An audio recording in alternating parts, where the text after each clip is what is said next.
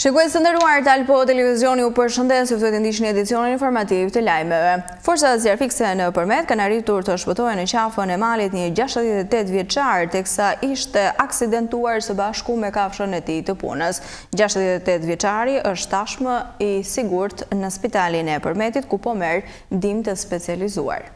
Aksidentoi në qafën e malit një 68 vjeçar, ndërsa ishte së bashku me kafshën e punës, ndërsa është shpëtuar në kohë reale nga forcat e ndërhyrjes. Ngjarja ka ndodhur në qafën e Vënit, në malin e Dhëmbelit, në bashkinë Përmet, ku Luan Lame, 68 vjeç, nga fshati Lipnjësi administrative Petran, ditën e djeshme, ka njoftuar policinë me celular për aksidentin që kishte pësuar.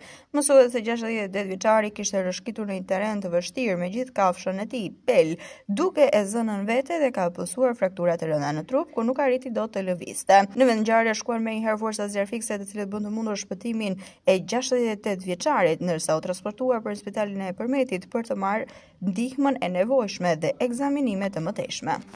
Njemi këto momente me zhvillimet kryesore nga vendi.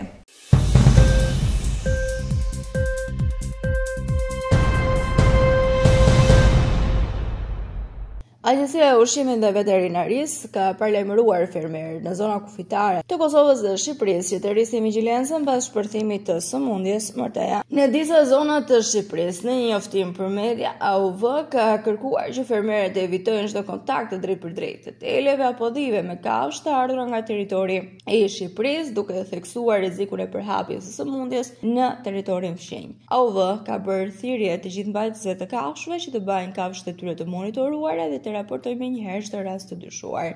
Shenjat e sëmundjes përfshin ethe të larta, plagë në gojë, hund ose sy që rrjedhin. Dobësi të përgjithshme thuhet në njoftim. Zbatimi i këtyre masave është thelbësor për mbrojtjen e tufave dhe parandalimin e përhapjes së sëmundjes në territorin edhe të Kosovës. Prandaj, Agjencia e Ushqimit dhe Veterinarisë ka nxjerrë këtë njoftim duke ndaluar përkohësisht importin e deleve dhe dhive nga Shqipëria për shkak të kësaj sëmundjeje.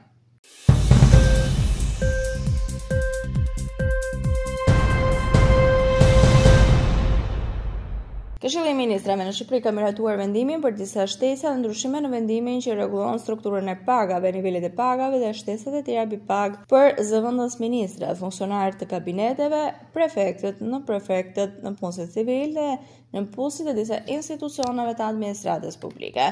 Ndryshimet e propozuara nga zëvendës kryeministri synojnë përditësimin dhe përmirësimin e kuadrit rregullator të pagave në shërbimin civil.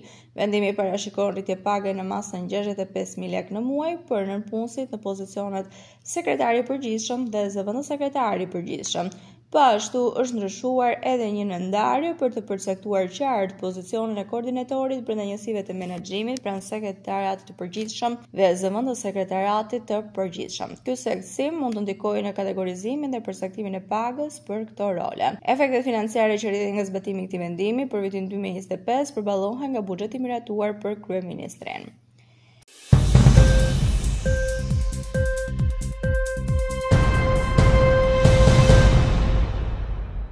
Më shumë rritje të çmimeve ka patur përgjatë ditëve të fundit dhe muajve të fundit në Shqipëri. Ky është raporti i publikuar nga Eurostat bazuar në të dhënat të marra nga turistët të cilët vizitojnë Shqipërinë. Ata thonë se kanë bler për shembull perime duke arritur deri në 15 euro. Njëkohësisht, nëse doni të zgjidhni ndonjë frut, çmimet kanë qenë të larta duke nisur nga 6 euro për kilogram. Çka do të thoshte se nivelet ishin shumë të larta për një vend si Shqipëria, duke sjellë kështu këtë raport. Njëkohësisht, në fund të raportit thuhet se pavarësisht deklaratave të bëra për rritjen e pagës, çmimet në Shqipëri vijojnë të jenë tepër të rritura, duke sjellë kështu një varfëri tek populli shqiptar.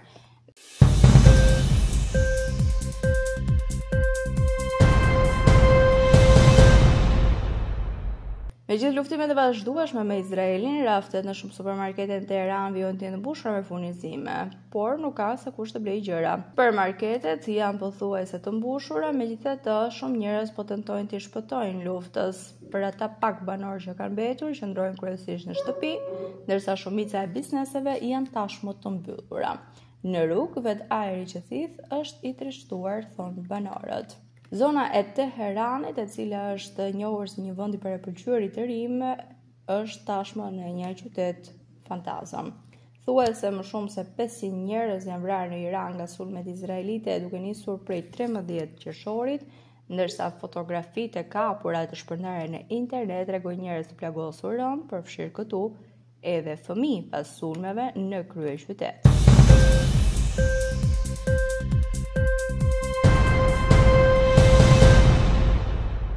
Gjatë javës së kaluar, presidenti i Shteteve të Bashkuara Donald Trump ka lëshuar deklarata mbi Iranin që duken kontradiktore. Ai ka përthirrje për përfundimin e luftës dhe ka lënë të kuptohet se paqja do të vijë së shpejti vetëm për të sugjeruar më pas se vrasja e udhëheqësit suprem iranian Ali Khamenei mund të jetë një mundësi për SBA-n së bashku me Bashkimin me fushatën e bombardimeve të Izraelit. Në ktesën e fundit, Shtëpia e Bardhë tha të njëjtën se Trump do të marrë një vendim nëse do t'i bashkohet luftës brenda 2 javësh. Këto ndryshime në qëndrimin e presidentit i kanë bërë disa vëzhgues të mendojnë se Trump mund të mos të ketë një strategji apo qëllim të qartë. Përkundrazi apo të rresh në luftë nga kryeministri izraelit Benjamin Netanyahu, i cili ka kërkuar sulme amerikane ndaj Iranit për dekade të tëra. Nga ana tjetër, a mund të përdor Trump retorikën e tij që të jemë luftarake kundër Iranit për ta detyruar Teheranin të pirë dakord të heqë dorë plotësisht nga programi i tij bërtamor. Jamal Abdi, presidenti i Këshillit Kombëtar Iraniano-Amerikan, tha se Trump mund të jetë duke u përpjekur të ndërtojë ndikim me kërcënime për ta detyruar Iranin të pranojë kërkesat e tij për dorëzimin total.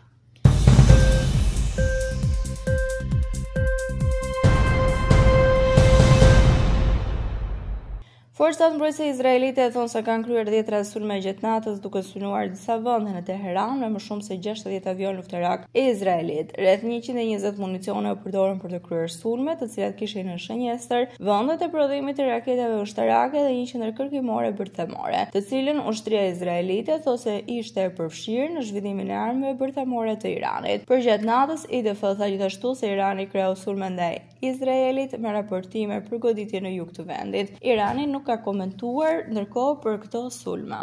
Ishte gjithçka e përgatitur për këtë edicion informativ i lajmesh. Unë ju falenderoj për vëmendjen tuaj. Bashkë mirupafshim.